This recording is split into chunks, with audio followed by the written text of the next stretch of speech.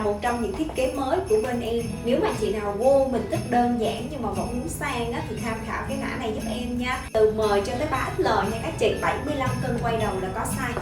Mẫu này thì thiết kế của nó sẽ là phơm xòe A nha, không quá xòe.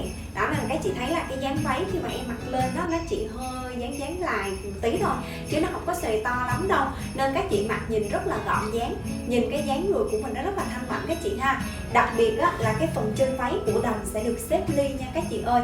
Đây đường ly làm rất là kỳ công và phải nói là tất cả các ly đều tông tóc luôn. Vải này là chất vải von chi phong các chị ơi, rất là nhẹ và rất là mát, vải mềm rũ cho em nha, ít nha.